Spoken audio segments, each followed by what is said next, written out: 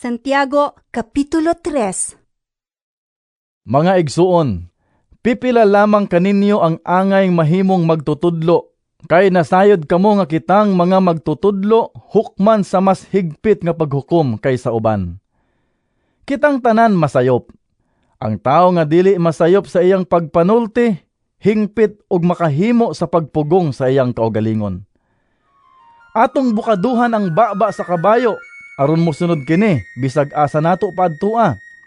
Og tan-awa usab ang mga barko, bisan pa sa kadagko niini og gihuyop sa kusog nga hangin.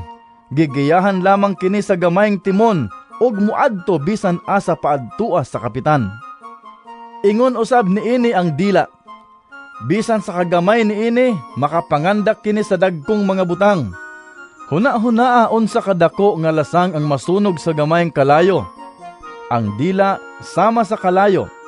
Kini maoy usa ka mangilad nga kalibutan nga bahin sa atong lawas. Og nagbuling sa tibuok lawas. Og nagpasilaob sa tibuok natong kinabuhi sa kalayo nga gikan gayud sa imperno.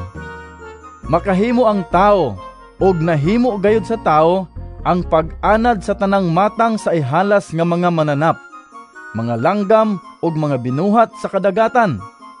Apan walay makamanso sa dila. Daotan kini og dili kapugngan og puno sa hilo nga makamatay.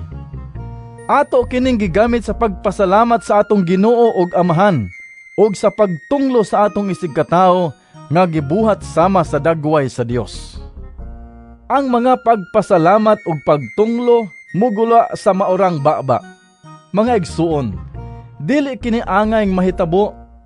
Dili mahimo nga magikan sa usa lamang katubod ang tab-ang ug ang parat nga tubig.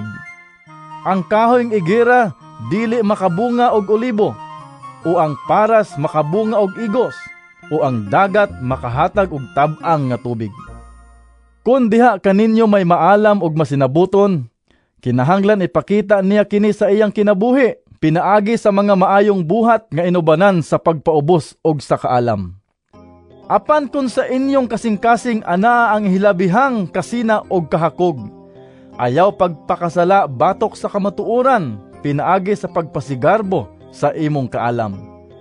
Ang maong matang sa kaalam dili langit nun, kundili kalibutanon.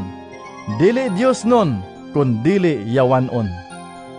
Diin anaa ang kasina og ang pagpaninguha alang sa kaugalingong kaayuhan lamang. Anaa usab ang kasamok og tanang matang sa daotang buhat.